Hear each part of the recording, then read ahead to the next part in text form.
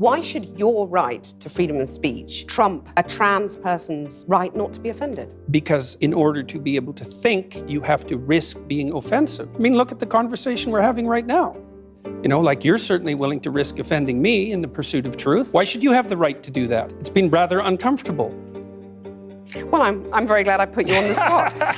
Well, I'm very glad that I have exercised my freedom of speech. You get my point. It's like you're doing what you should do, which is digging a bit to see what the hell's going on. So and that is what you should do. But you're exercising your freedom of speech to certainly risk offending me.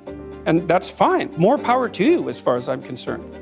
So you haven't sat there and... I'm just trying to work that out. I mean... Ha, gotcha. You have got me. I'm trying to work that through in my head. Yeah, it took a while. It did, yeah. So you might have seen this popular Jordan Peterson clip, which went viral because how often you see a journalist actually admit they're wrong. But let's go back to this one. In order to think, you have to risk being offensive. Now, what does this actually mean?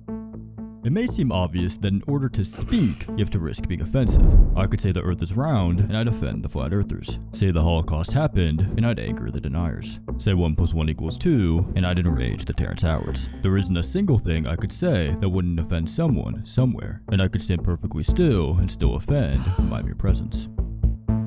Okay, but just because someone will always be offended doesn't mean we can't do anything to minimize it. Perfection being unattainable doesn't render the pursuit of it insignificant. And yes, that's a good point, but I'd argue when offense becomes the standard for censorship, it means the death of speech itself. Being offended is inherently subjective, not to mention irrefutable. If it only took one person to be offended, then no one would be allowed to say anything. And like I said before, someone will always be offended. Yeah, there's always that one crazy. But aren't there some opinions that are so offensive that we can generally agree should be illegal? Like racism, or misogyny, or Islamophobia? No, for two reasons. One, the line is too abstract. Is there any real consensus on what is racist? Or is that specific line? I mean, by definition, anyone with eyeballs is racist, right? And two, the line is ever changing. The scope of offensive always expands. What offends one person today will offend another tomorrow. Today, this statement is extremely unpopular and sexist, but so was this statement just 200 years ago. John Wilkes's obscene newspapers were deeply offensive, yet paved the way for freedom of press. You think Darwin didn't offend the 95% Christian Britain when he undermined biblical creation? Yet now it's deemed basic science. Galileo was imprisoned, Voltaire exiled, Socrates was executed, and Jesus himself crucified, all of which for simply saying words that were unpopular and seen at the time as deeply offensive. Our appreciation for what is true is ever evolving, so if the legality of speech becomes hostage to popularity, then truth itself is depreciated. Okay, but just because speech is inherently offensive doesn't mean thought is. Think before you speak, right? Well, why think? No, seriously, what's the point of thinking? We think to solve problems, to detect and resolve them. If what is equals what should be, there'd be no reason for thought. You don't think about breathing because you're surrounded by air, but if I held your head underwater, it'd be the only thing on your mind. The grass is always greener on the other side. God gives us paradise, and it's still not enough for Eve. Humans are, by nature, discontent. Boredom itself is a trigger to generate problems to think about. Our brain is fine-tuned to constantly dream up new problems, to steadily move what should be out of what is its grasp. But this isn't a bad thing. It's what made us so successful. The dog doesn't compare itself to the faster one next door. The lion doesn't stress about his weight gain. The self-conscious lion simply doesn't exist, but the self-conscious human does. Yet it's this unique ability that made us build the strongest body, tell the coolest story, create the greatest country. Our chronic dissatisfaction also made us chronically think, and this chronic thought led us to most efficiently think, to most efficiently problem solve. And what's the best way to solve problems? Communication. It's no coincidence that the animal with the most complex communication is also the one that rules all others. One of the most interesting human phenomenons is just how innate our expression of body language is. We universally wrinkle our nose in disgust, widen eyes in fear, widen our mouths in delight. Even infants and the blind still express feelings in the same universal manner. Speech is the communication of thought through expressive acts, though thought has no power if it can't be expressed. Thoughts shape our speech, but speech also shapes our thoughts. The very voice inside your head is only there through learned language. No speech equals no inner voice. So to censor speech is to censor thought, both inward and outward. You amputate the very tool we evolved to survive. A society that can't tolerate being offended can't tolerate thinking, and a species that can't think dies. Okay, I'm with you. So let's just allow all speech, right? Well, not so fast.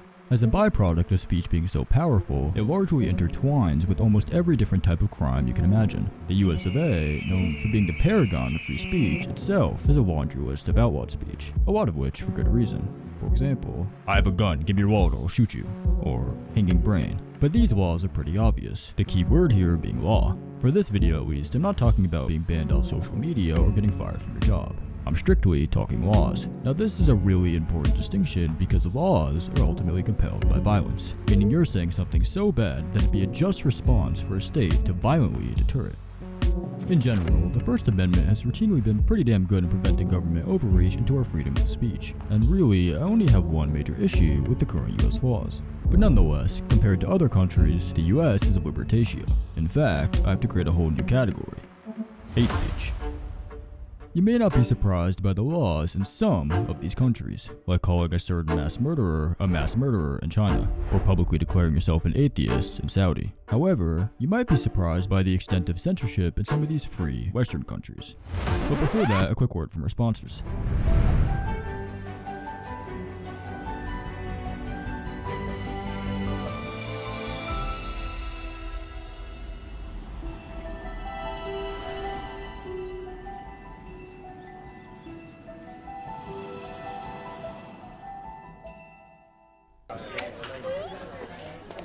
You dad too?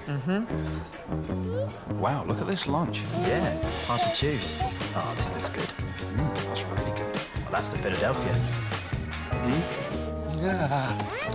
Let's not tell Mom. Wait, did you catch that? Right.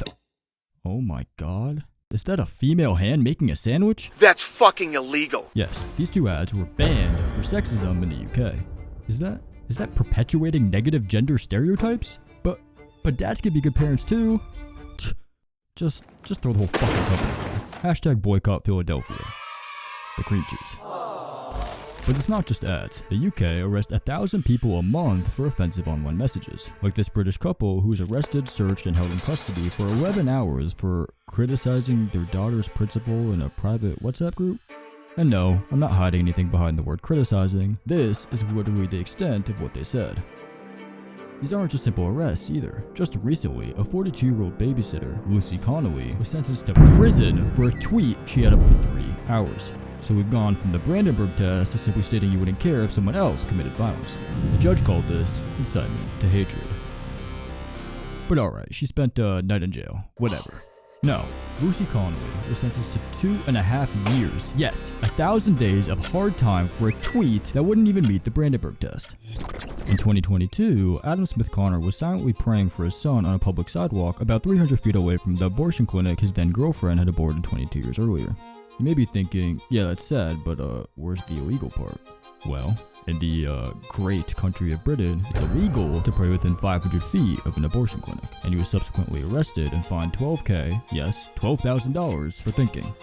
In Scotland, it's illegal to privately pray inside your own privately owned home if it just so happens to fall within 500 feet of a clinic. In Canada, Bill Watcott was fined $17,000 for passing out homophobic flyers citing harsh Bible verses. In Australia, a Sydney radio host was fined $10,000 for using the word pommy, a mildly offensive slur towards British people. Tommy Robinson was infamously arrested and pepper sprayed for his mere presence at a March Against Anti-Semitism protest. And again, I say this with absolute zero exaggeration.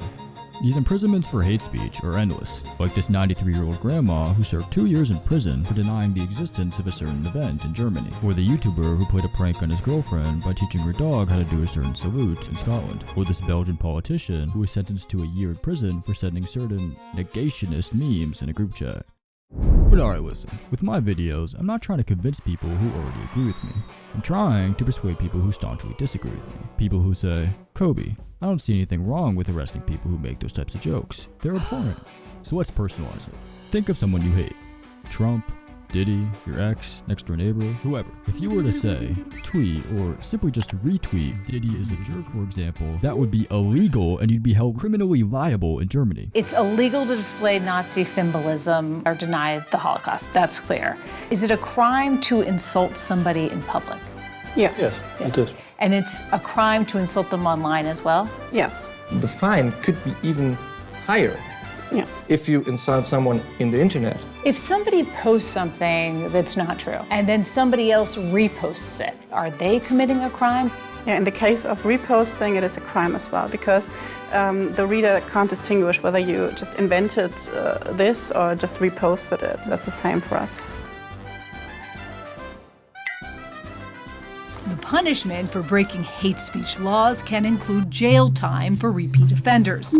Defamation, the act of writing or speaking a false statement of fact that harms another's reputation, is notoriously hard to prove in the US, and is even harder to prove for public figures, which makes a lot of sense. Yet German politicians seem to feel differently, and there are actually harsher punishments for defaming them. Oh wait, sorry, it wouldn't be defamation, because it could be in private, cause no harm, and be completely true, and you'd still be held liable for levying such atrocious personal insults, such as nutjob or weenie.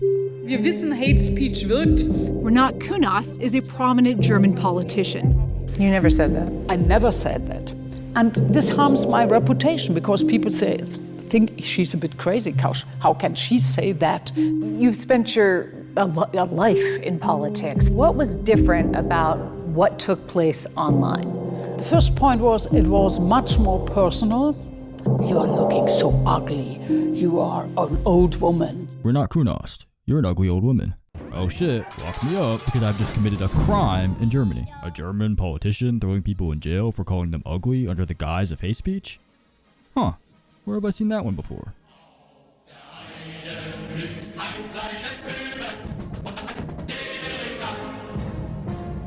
I mean, come on, at least be original here. It's the exact same playbook. Literally, it's the dictator's first step. Parliament gets set on fire, Hitler says, "Oh my god, don't you see? This is what happens when you let them think for themselves. We need to suspend freedom of speech, press and assembly, and arrest those hateful journalists." 80 years later, a politician gets shot, and the German government again goes, "Oh my god, don't you see? This is what happens when you let these hateful people run amok," and starts arresting people who call them mean names online. In 1924, the Italian politician Giacomo Matteotti was assassinated. And what do you know? The founder of fascism himself, Mr. Benito, used this to issue his 1925 press laws that gave him veto power over every single news article. Lenin imprisoned thousands for sowing sedition. Mao imprisoned millions for counter-revolutionary speech. Every single time. Different excuse, yet same result. Since the beginning of civilization, governments have looked for any and every excuse to suppress speech in order to gain power. At the start, it was treason. Then, it was blasphemy. Next, heresy, witchcraft, libel, sedition, communism, and now, hate speech. Hate speech is the new blasphemy. You're not actually stopping hate, you're just controlling who defines it. And who even decides what speech is hateful? We've decided that God himself isn't qualified to do so, but our government, a collection of mere mortals selectively chosen for their unique ability to attain power, should be endowed with the divinity to decide what I can and cannot say? Hate speech isn't just some ugly defect of free speech, it's free speech itself. Yeah, I'm all for free speech, but racism is where I draw the line, or insults is where I draw the line. If we're not talking about hate speech, then what the fuck are we even talking about?